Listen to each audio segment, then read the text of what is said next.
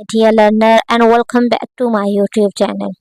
आज मैं दोबारा से एक आर्टिकल पढ़ने जा रही हूँ और इस आर्टिकल की सबसे अहम बात है कि इसमें बहुत ज़्यादा एडवांस वर्ड हैं और मैं उनका आपको मीनिंग बताऊंगी और साथ ग्रामर के रूल भी आपको बताऊंगी।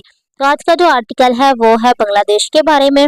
और जब से ये मतलब न्यूज़पेपर में इसकी न्यूज़ आने चाहिए, मैंने 2-3 आर्टिकल पढ़े हैं, उसमें बहुत ही ज़बरदस्त वोकैब आई है। तो इसलिए आप जब भी इस तरह की न्यूज़ देखें तो ज़रूर पढ़ें इसको। जो मुख्तलिफ वर्ड्स हैं, जो डिफ़िकल्ट वर्ड्स हैं, उनके मीनिंग भी सर्च करके देखें, आपकी वोकैबुलरी बहुत इन्हेंस होगी। तो इस पर्पज़ के लिए मैं एक आर्टिकल पढ़ने जा रही हूँ। उसकी हेडिंग है बांग्लादेश बैनिशेस हसीना। ठीक है जी, बांग्लादेश ने बैनिशेस का मतलब होता है बैन लगाना नहीं बल्कि निकाल देना है। बांग्लादेश ने निकाल दिया हसीना को, मतलब उनकी जो प्राइम मिनिस्टर थी बांग्लादेश ने क्या किया, उनको निकाल दिया। तो निकाल दिया, ये तो पास्ट का एक्शन हो चुका है, लेकिन बहुत दफ़ा बता चुकी हूँ कि जितनी भी हमारी हेडिंग्स होती हैं वो प्रेजेंट सिंपल में होती हैं, तो इस वजह से बेनिशेस लिखा गया है। ठीक है, बेनिशेस क्योंकि ये सिंगुलर है तो इसके लिए जो वर्ब है उसके साथ एस का इजाफा होगा। तो बेनिशेस मतलब निकाल दिया हसीना को। ये था आज का उसकी हेडिंग। उसमें बताया जा रहा है कि ये हसीना के बारे में है, उनके प्राइम मिनिस्टर के बारे में, जिसे उन्होंने अपने मुल्क से निकाल दिया है। आगे इसकी हम पढ़ते हैं इसकी detail. Curfew has been lifted. Curfew has been है, साथ V3 है, तो हमें पता चल गया हैज़ बीन के साथ V3 हो तो ये क्या है, पैसिव वॉइस है। और ये कौन सा पैसिव वॉइस है, प्रेजेंट परफेक्ट का। ये पैसिव वॉइस में अपने पिछले वीडियोस में बहुत डिटेल से डिस्कस कर चुकी हूँ, तो आई होप कि आपको पता होगा कि किस तरह। अगर नहीं आपको ये प्रेजेंट परफेक्ट पैसिव वॉइस का पता, आप मुझे कमेंट करें, मैं दोबारा से इसके ऊपर एक पूरी क्लास का लेक्चर दूंगी।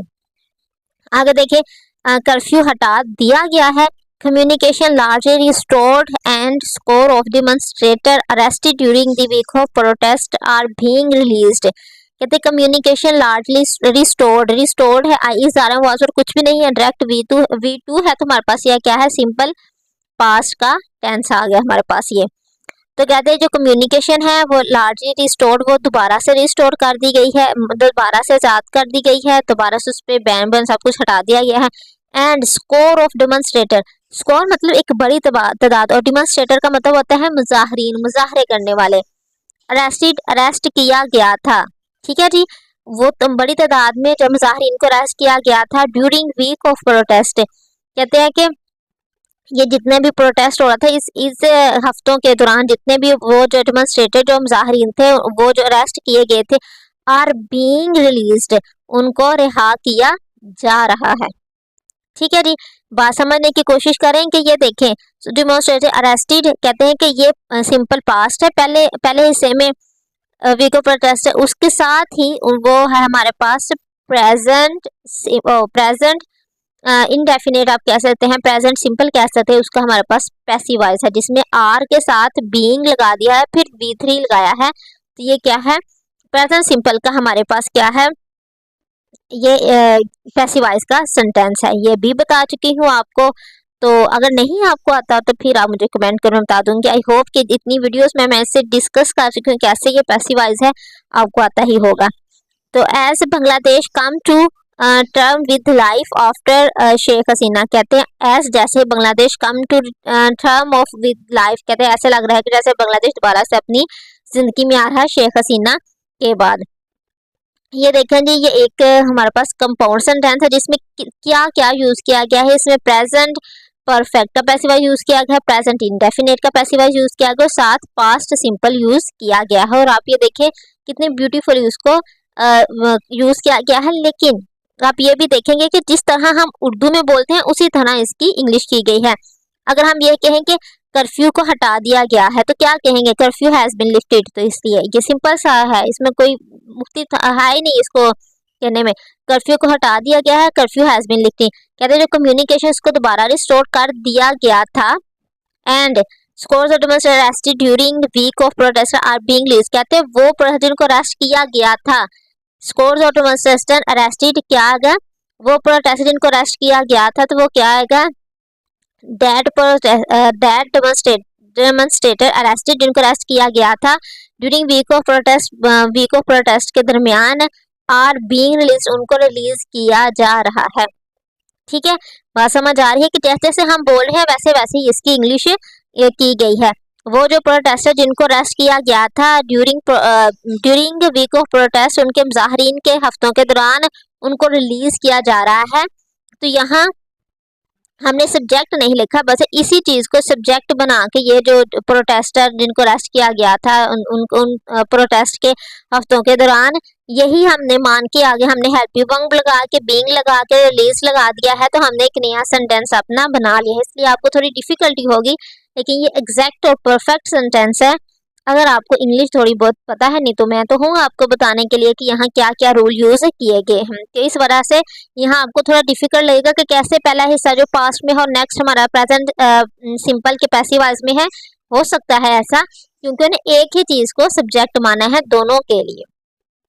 अब देखें थी द मैट्रियार्च, ठीक है, matriarch flood into exile after stepping down. कहते हैं मैट्रियार्च होती है कि ऐसी खतून जो हुकूमत कर रही होती है किसी चीज पे, तो उसे कहते हैं मैट्रियार्च। मैट्रियार्च फ्लीड, फ्लीड का मतलब होता है कि मतलब वहां से फरार हो जाना, ठीक है।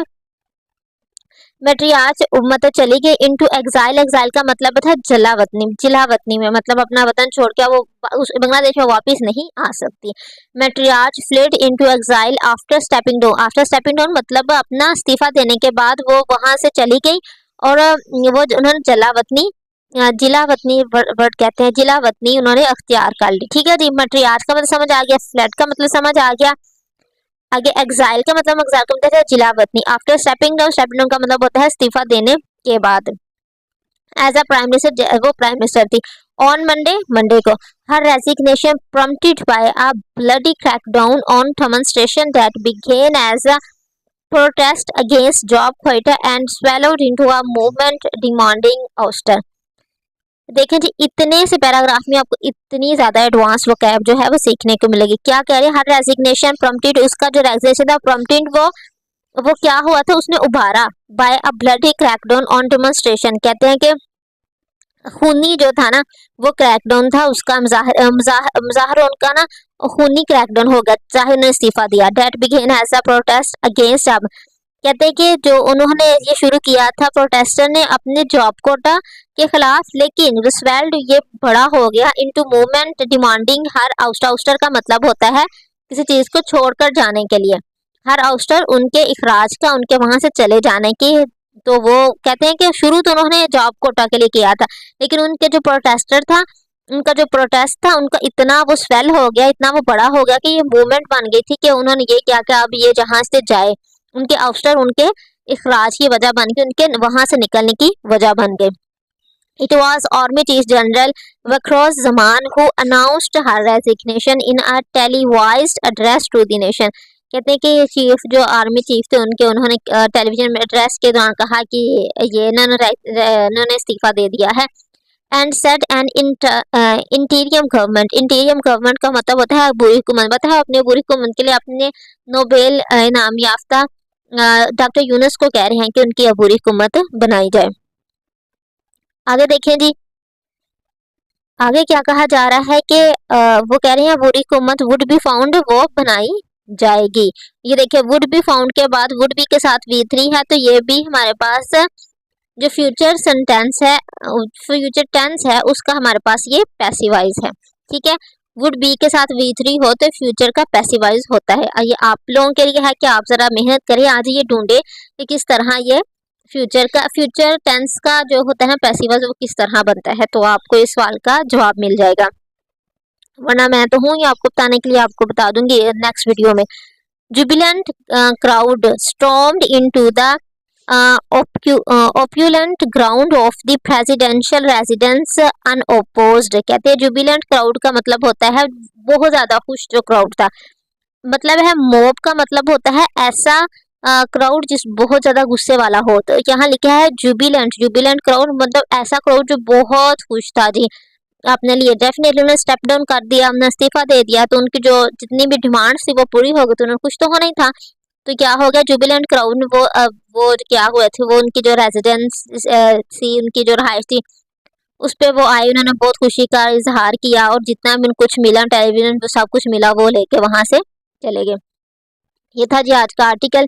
आई होप आपके लिए बेनिफिशियल होगा। प्लीज़ मैंने आपसे जो क्वेश्चन पूछे हैं कि पैसिव वॉइस किस तरह है, अगर आपको नहीं आता तो आप कमेंट कीजिए, मैं उस पर आपको एक लेक्चर दे दूंगी ताकि आपको का इंटरेस्ट हो इंग्लिश में, आप इंग्लिश सीखने के आपका दिल करे कि न्यूज़पेपर से भी हम बहुत अच्छी इंग्लिश सीख सकते हैं, बहुत से न्यू वर्ड सीख सकते हैं जो कि आपके एग्जाम्स के लिए आपके लिए बहुत हेल्पफुल होगा। Please like and subscribe my channel. Thank you for